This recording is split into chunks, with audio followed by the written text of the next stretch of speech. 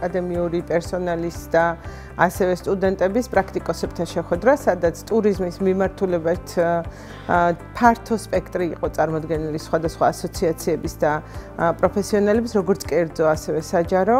მე თვითონ არა მარტო აკადემიურ პერსონალს, ასევე წარმოვადგენ კერძო სექტორის გაერთიანებას ეკოტურიზმის ასოციაციას, რომელიც ერთ-ერთი თანადამფუძნებელი არის ტურიზმის ინდუსტრიის ალიანსის და ძალიან აქტიურად ვიყავით ჩართული როგორც კერძო სექტორი ტურიზმის კანონის შემუშავებაში და მნიშვნელოვანი იყო ჩვენ სტუდენტებს გაეგოთ თქვათ ერთის მხრივ იმისთვის, რომ რა მიმართულებით უნდათ მომავალში განვითარდნენ ეს კუთხე ფაქტიურად მთლიანად მოვიცავით დისკუსიაში და მეორე მიმართულება, რაც ასევე ძალიან საინტერესო იყო, ის ტურიზმის რეფორმა, რომელიც ეხლა მიმდინარეობს და ფაქტიურად ეხლა კანონი ახლახანს მივიღეთ 1997 წლის მერე პირველი და ახალი ამ დისკუსიაზე, ასე ვთქვათ, აი ამ უშუალოდ შემოქმედები, ვინც იყვნენ კანონის და ინტენსიურად ჩართულები, მათთან სტუდენტებს ჰქონდათ შესაძლებლობა პირდაპირ, ასე ვთქვათ, პირველი პირისგან გაეგო რა ცვლილებები შემოდის, რა რეალობა დაუდგება ტურიზმის ინდუსტრიას მომავალში. იქიდან გამომდინარე, რომ ტურიზმი წარმოადგენს ქვეყნის ეკონომიკის ერთ-ერთ წამყვან დარგს, ძალიან მნიშვნელოვანია როგორც მისი შემდგომი ხელშეწყობა და განვითარება, ასევე დაინტერესებული პირების მაქსიმალური ინფორმირება სხვადასხვა მიმდინარე რეფორმებსა და ტენდენციებზე.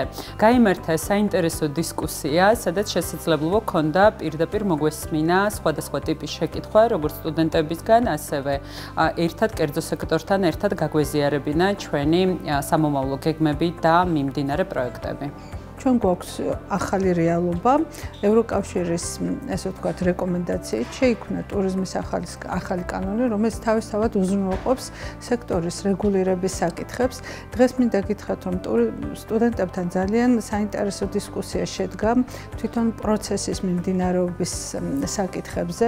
გავიარეთ ყველა დეტალური ინფორმაცია, რაც ბოლო პერიოდში ტურიზმის კანონის შემუშავების პროცესს თანსდებდა. დღევანდელი შეხვედრა სტუდენტებთან არის ძალიან მნიშვნელოვანი კერძო საჯარო დიალოგის ფორმატში.